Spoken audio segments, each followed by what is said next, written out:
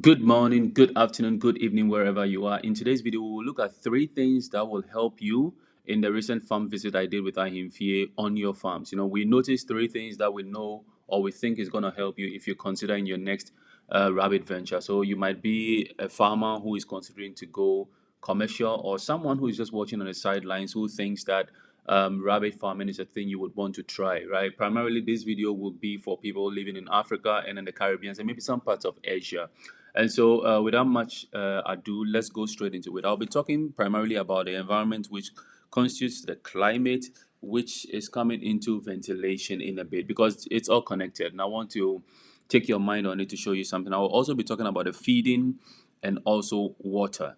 Now, I took separate videos to explain some things to you. When you look at Ahenfie Rabbit tree, right? If you've watched the last two videos, if you haven't, please go watch it and you will see what I'm talking about.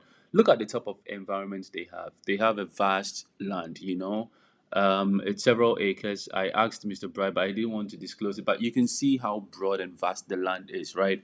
And one of the first things they did coming into this environment and choosing it for their animals, they know the animals were going to come from South Africa, and the climate in South Africa we know is much colder than in Ghana. Ghana is very warm all year round, but there are some parts of Ghana that has a very calm and cool climate, which kind of like will simulate the environment for the animals coming all the way from South Africa. And so they chose this area. It's somewhere in the eastern region around Ebri, this mountainous or hilly area, right? Let me put it that way. It's very hilly area, and usually the weather over there is very calm and cool. Now they selected the area where they have a lot of plants and all that kind of stuff. You see how beautiful the whole place is, the greenery and all that. Now, with all these trees and everything over there, they still plan around the farm. There are some parts of the farm where there aren't trees that are guarding the structure itself. Now you can see the structure itself in your shot, right? They are still growing trees to sort of like create some sort of shade for the farm so that it functions very well. Now we'll come more into that, but let's take you from this very point, right? The water system. Now when you look right there, it's a borehole, right? And in this borehole, they've connected a pump. And soon I'll show you the valve. Now this right here is the valve.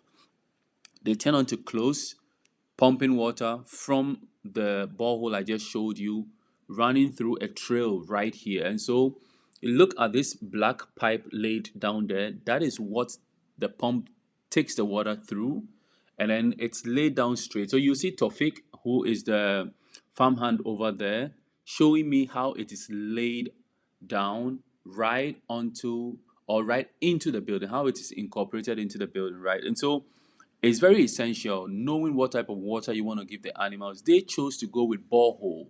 That means they are getting the water directly from the earth. They also harvest rainwater.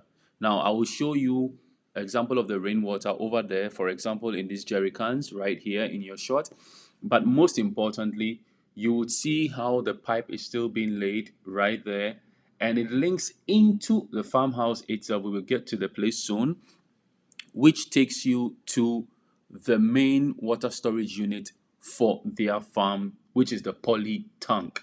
Now, you can see the poly tank in your shot, and then I will take you into the farmhouse itself so that you see how it connects from that angle too, right?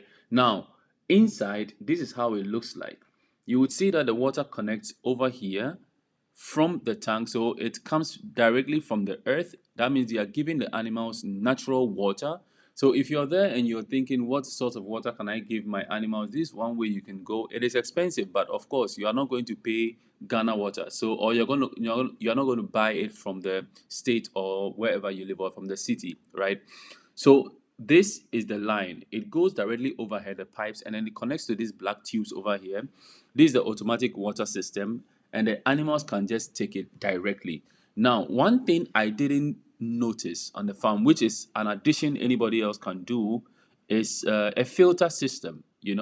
Although it is coming directly from the earth and all that stuff, I don't know how close up the system is. You can see the whole thing in your shot, but usually on some farms that I visited, they have like a filter system. A farm like Ace Farms, for example, I did also the water system for Ace Farms as well. You would see they have a filter system, and so if you are trying to employ this system, having natural source of water where you don't have to pay is a one-time construction, and then it will serve you for eternity. So it doesn't matter the number of rabbits you have, it will always serve good. Now, for Ahenfie to be specific, they have different things going on, right? They have a palm plantation, so they have workers who would come around and come and do things. And so, for the factory to run well, they need that water. And maybe, even if it is an expensive thing to do, that is drilling or digging your own borehole. If it's an expensive venture, look at the size of the farm you want to do and then consider it. But I like the way they've plotted the whole system. And one of the good things with the automatic systems that they have, or any automatic water system, is the fact that you can do medication right at a go. And so let's say you decide you want to give the animal some vitamins whatsoever.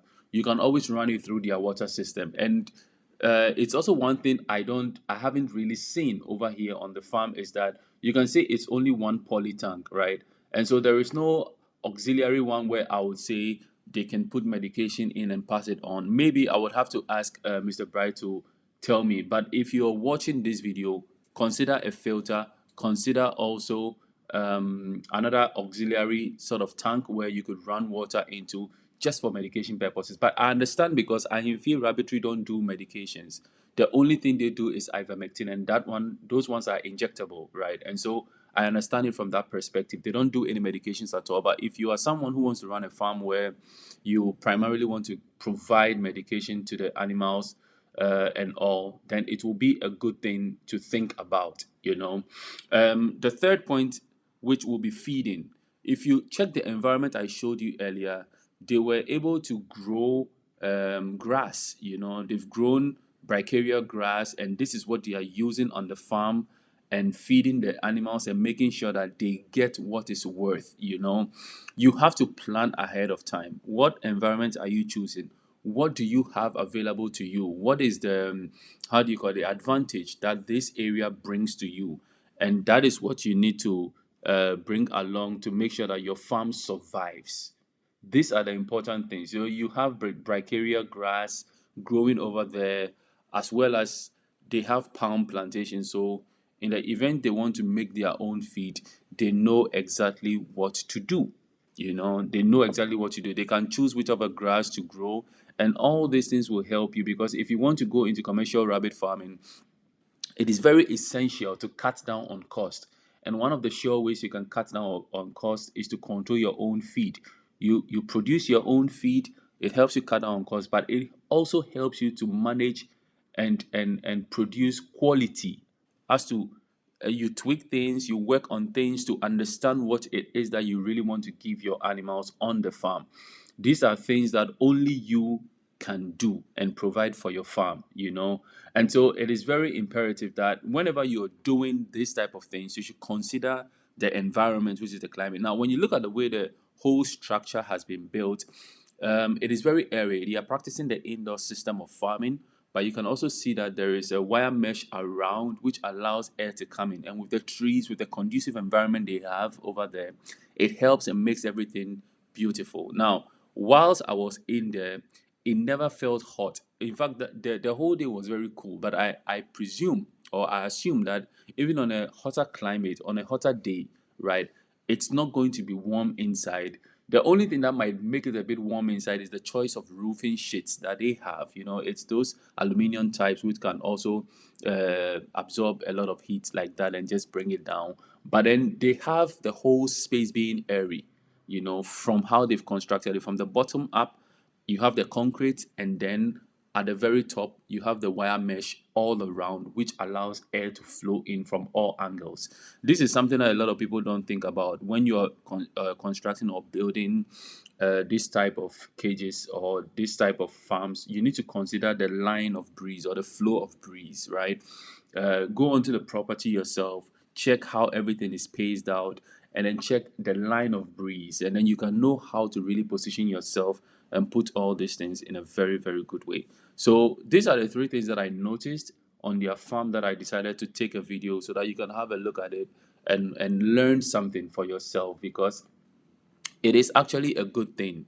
And I think it will be beautiful if we all incorporate some of these small things on the farms. Now, there are other water systems that, of course, you can employ if you want to go into that the single bottle system where you just connect to every cage bottles that each animals will have. Those ones are more controlled, because if you have an animal that is not feeling well or sick, or you want to isolate, you can take care of them, and the water will not go through the whole thing. You can isolate them individually and treat them specifically. So those are some of the things that you have to look at when it comes to the farming. Overall, our visit to Ahenfie Rabbit Farm was a good one. We learned so much over there. The fact that they are not even just looking at the feed from what they buy outside, but also taking it to the labs, checking the individual calculated, how do you call it, expected, not ingredients, but expected values, and they saw that it wasn't meeting the standard, and so they decided to go into it further to work on it for themselves, which they did. And it's a very good thing. If it is something you can do. If it is something you want to learn from them, learn. But whatever it is, whenever you're working on your feed, make sure it is standardized enough to help you cut costs, and most of all, manage your quality. Because at the end of the day, whatever you produce on your farm is going to be passed down to other people. And when consumers take it and it doesn't affect their bodies well, you're going to lose market in the end, and it's going to affect everybody else. And so, for example, the quality of water, hence when you're having a borehole, for example, you are sure what the quality is because it's coming directly from the earth. But also you need to look around what sort of um, things are going on. Are there mining activities going on over there? How does the mining of things affect the water that you have, the quality of water that you have? Is it an area where a lot of dangerous chemicals are being used to mine the minerals and all that kind of stuff? Look at all those things, because it will affect your water quality. And if you know what type of water quality you have, you can take it to the lab to have it tested, and then you can actually do things to balance it out to make sure that it works in your favor. These are some of the things I want us to look at going forward, because I think very soon, once a lot of people understand these facts, we will be able to push um, a lot more when it comes to rabbit farming into the commercial stream of things. Right now, what a lot of people are doing, which is a video I will talk about later, is that we do not have pure farms who do pure meat sales. We do not have meat farmers in Ghana. We do not have it when it comes to rabbit farming. We simply do not have it. I'm not talking about just one person you can point out, but collectively we do not have it, because 70% of all sales done amongst rabbit farmers is among other rabbit breeders. You are just selling to fellow rabbit breeders or people who are starting out and so ever, because a lot of people are not used to going out there to seek new consumers, and so they want to just feel comfortable within their shells, and then whatever that they find around them, they use it or duplicate it, so to say, and give it out again. So that is all this will be. Let me know if there is something you want to share with us in the comment section. There's also a WhatsApp channel. I will put the link in the description box below, or in the first comment pinned, so you can always check it. If you want to get in touch with me, the numbers will always be on your screen. You can hit me up on WhatsApp, on Telegram, and if you have any questions, we can definitely go into it. My name is Modine. This is Rabbit and More. And if you have questions, like I always say, do contact me. Have a good one.